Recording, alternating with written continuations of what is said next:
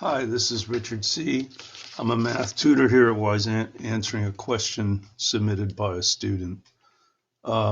This is kind of an interesting question. It's a word problem involving intervals, and I think it's it's leading up to piecewise functions and other things that are useful in the real world and also you see all the time in algebra. So I think it's a question that's worth answering, even though it's fairly straightforward.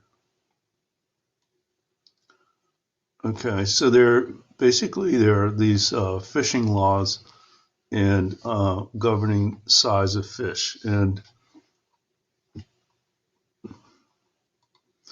so we're just going to use. There are two sizes basically. There's a fish that the fisherman can sell for $3, so there's the $3 fish. And then there's a larger fish that the fisherman can sell for $4.50. So there's the four.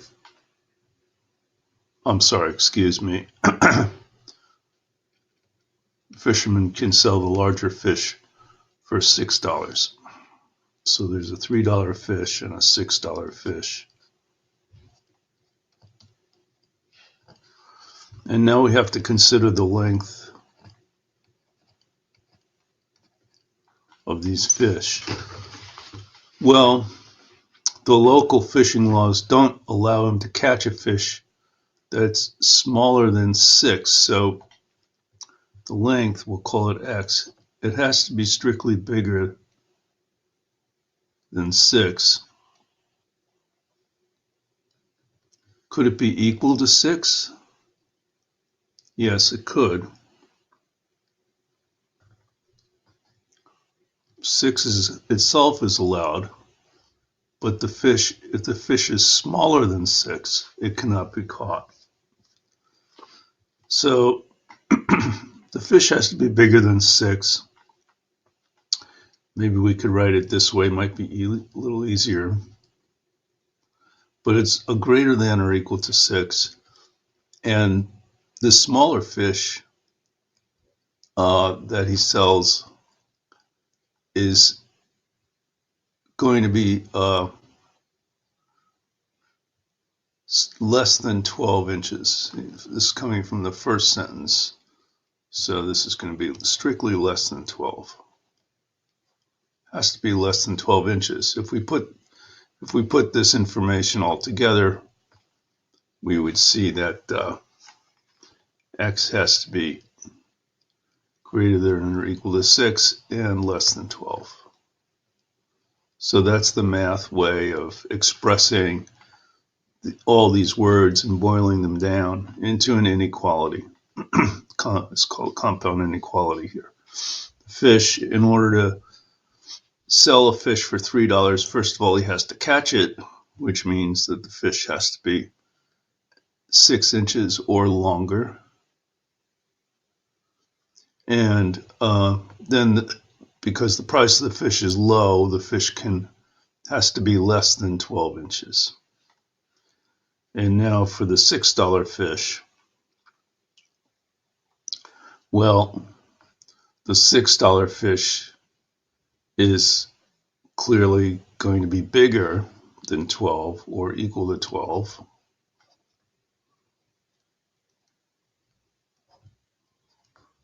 And that's really all we know about this fish.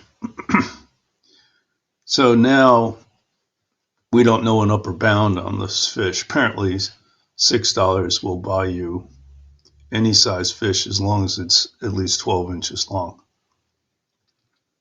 Okay, so now we're prepared to answer part A and part B. So write the inequalities of the $3 fish. So there we are. So this is the answer to part A right here.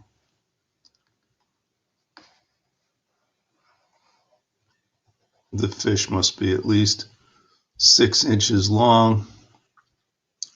It could be equal to 6 inches.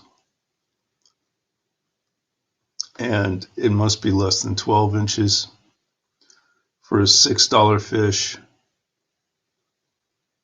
the $6 fish has to be at least 12 inches long, 12 or longer. Now, part B, if you only had $4.50, what's the biggest fish you could buy? Well, the biggest fish you could buy is a $3 fish. You have $4.50. You can't afford a $6 fish. You have to buy a $3 fish, and so that's the answer to part B. I'd like to graph this situation as well. And again, this is just building. I'm just trying to help you build your skill set that you're going to need for algebra here.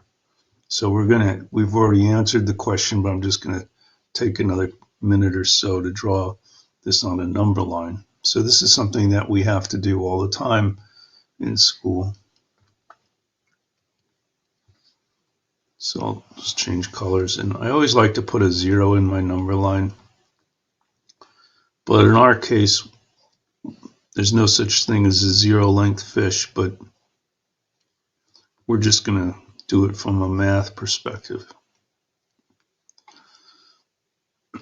So if it's a $3 fish, you can see the inequality here. It's greater than or equal to 6, so that means the dot is filled, but strictly less than 12.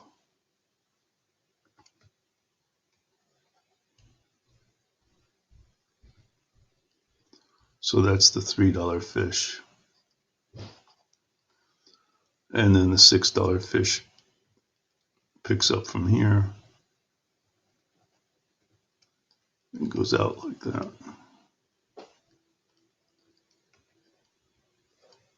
So that's a nice graphical representation of the same information. So we've taken this information and just summarized it by using a number line graph.